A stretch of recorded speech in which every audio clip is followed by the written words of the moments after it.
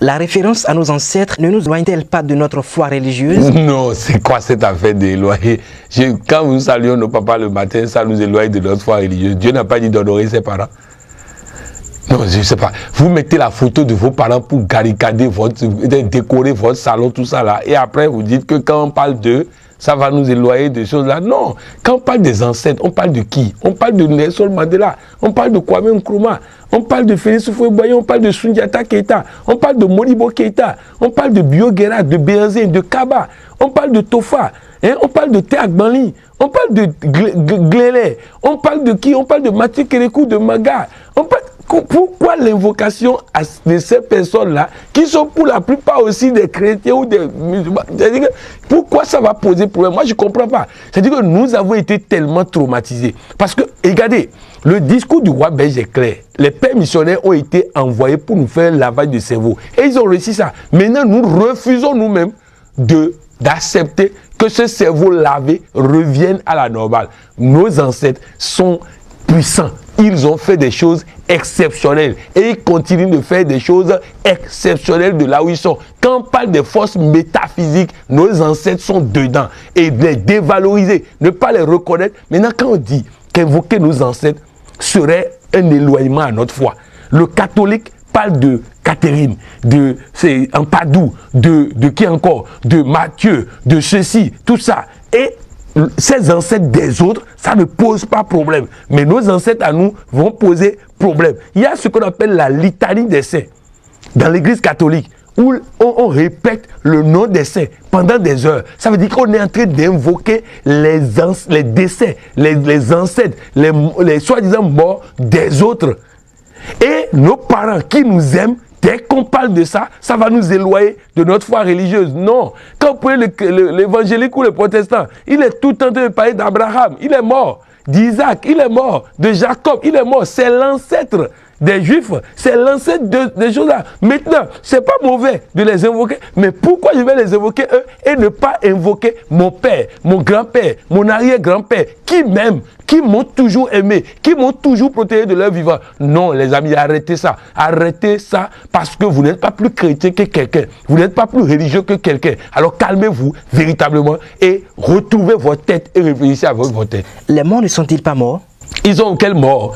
Même Jésus a dit qu'ils sont quelque part dans une pièce en train d'attendre le jour du Seigneur. C'est quand même clair. Je dis pourquoi souvent, quand il fait référence à la Bible, les musulmans vont penser que c'est un truc chrétien. Non, c'est que c'est les chrétiens qui sont bouchés là, qu'on doit déboucher. Sinon, les musulmans, ils n'ont pas de problème. Dès qu'ils trouvent quelque chose qui peut les permettre d'avancer, de progresser, de réussir, eux, ils sont preneurs. Mais nous, les chrétiens, on doit nous aider à reprendre le lavage qu'on nous a fait là. Il faut remettre les choses dans l'ordre. Sinon, moi, je ne sais pas, les morts ne sont pas morts, ils sont dans la pièce d'à côté, en train d'attendre le jour du Seigneur. C'est ce que la parole de Dieu dit. Mais moi, je vous dis, ils sont là, ils sont là. La dernière fois, quelqu'un nous racontait, pas plus tard que hier, qu'un jour, il est allé voir quelqu'un et la personne lui dit, pourquoi tu me viens toujours avec ton père? Il dit, quel père? Et il ne voit pas son père à côté. Lorsque mon maman est décédée, soi-disant, et qu'on est allé l'enterrer au cimetière, on arrive au cimetière, on l'a enterré. Maintenant, les gens qui étaient en train de fermer le trou, quand ils ont fini de fermer le trou, ils sont venus maintenant pour la réception et ils disent qu'il y avait un papa à côté, ils veulent voir le papa.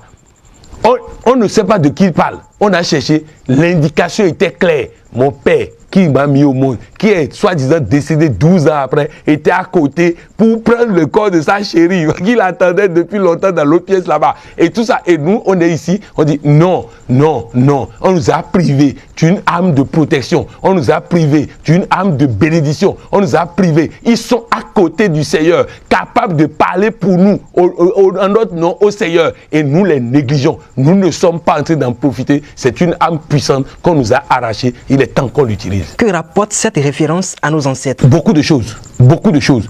Beaucoup de choses parce que déjà, il est important que vous compreniez que votre Père qui vous aimait tellement, qui est capable de vous protéger, est capable encore de le faire aujourd'hui, est capable de vous protéger aujourd'hui, est capable de vous soutenir aujourd'hui. Donc, ça nous apporte tout ce qu'on peut apporter à quelqu'un, tout dans plusieurs domaines, ça nous permet de réveiller en nous la foi. Parce que oui, quand j'évoque Dieu, Pas de problème. Oui, il est le maître absolu, l'architecte, le patron, le commandant suprême et tout. Oui, mais il a laissé aussi nos ancêtres qui étaient puissants. Je vais vous donner un exemple. Lorsque les terroristes sont allés au nord du Mali, ils ont détruit tous les tombeaux qui étaient là. Mais ils n'ont pas approché le tombeau de Soundiata Keïta parce qu'ils savent que s'ils vont détruire ce tombeau, ils vont avoir des problèmes. Lorsque Nelson Mandela est mort, quand on voulait, soi-disant, quand on voulait déplacer son corps d'un endroit à un autre, on demandait sa permission. Parce que si on ne demande pas sa permission, on prend son corps. C'est problème. Donc bref, il est important que vous compreniez, nos parents,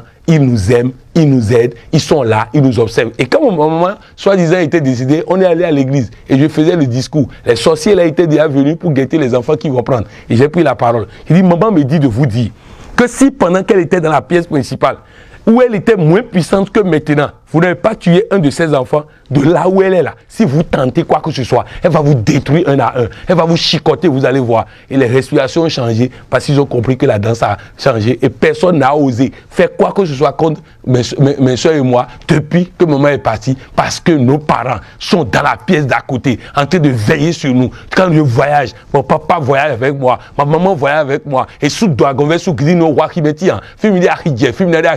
mon arrière-grand-père, à Gonversou, il voyage avec moi. Donc tous ceux-là voyagent avec nous. Chacun de vous, vos parents voyagent avec vous parce qu'ils vous aiment tellement qu'ils ne peuvent pas vous abandonner.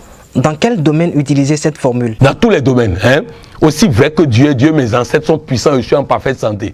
Aussi vrai que Dieu est Dieu, mes ancêtres sont puissants et je suis heureux dans mon foyer.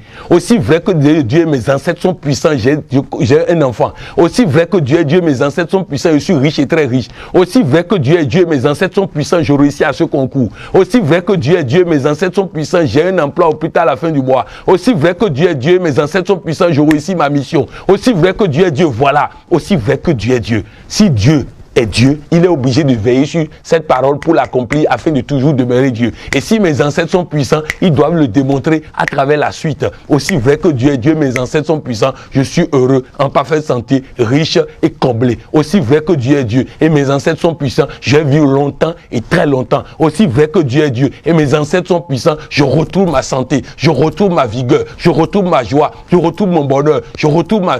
Voilà de quoi il s'agit. Dans tous les domaines, vous pouvez l'utiliser. Votre mot de fin? Mon mot de fin, c'est de vous dire, les amis, il y a un prêtre à Abidjan qui m'a dit que depuis qu'il m'a suivi sur cette question et qu'il a compris, chaque fois que la situation est grave, il appelle son père et sa mère qui sont morts et ça se règle, séance tenante. Oui, les hommes de Dieu ont compris et sont prêts à comprendre et avancer, mais les laïcs, ils sont un peu bouchés. Il faut des tonus sur tonus pour qu'ils comprennent. De toutes les façons, sachez une chose. Vos ancêtres sont une âme puissante que vous devez apprendre à utiliser. Sur Thomas Sankara, oui, c'est vos ancêtres. Voilà le seul. Patrice Lumumba, Sylvanus Olympio, voilà de qui on parle lorsqu'on parle de vos ancêtres. Des hommes puissants, des hommes célèbres. Kanga Moussa, l'homme le plus riche de tous les temps, qui a 10 fois plus d'argent que Bill Gates. Voilà, c'est de ceux-là qu'on parle, quand on parle de nos ancêtres. Alors, ressentez, quand vous allez à la basilique de Yamoussoukro, allez vous asseoir dans le fauteuil de Félix Houphouët-Boigny. Prenez quelques minutes là. Quand vous allez en Afrique du Sud, allez dans la prison où Nelson Mandela était. Passez quelques minutes là. Et quand vous avez la chance d'avoir la chambre de vos parents, soi-disant décédés, allez dans leur chambre. Passez quelques minutes là et vous allez voir. Vous vous rappelez dans le temps, lorsque nos parents décédaient, les habits qu'ils laissaient, quand quelqu'un, un enfant, se sent mal, on prend un paille de la personne décédée, on le couvre avec ça. On a abandonné toutes ces pratiques parce qu'on a dit tout ça là est diabolique. Non, ce n'est pas diabolique. Dieu a créé l'être humain et Dieu vit en chacun de nous. Et quand nous utilisons ces gens, nous utilisons Dieu en chacun de nous. Et voilà ce que je voulais dire comme mot de fin. Profitez de tout ce que Dieu a mis à votre disposition et réussissez votre vie. De toutes les façons, nous on est là pour vous embêter jusqu'à les choses vont changer. Parce que oui, le temps de l'Afrique, c'est maintenant. Merci coach. Merci.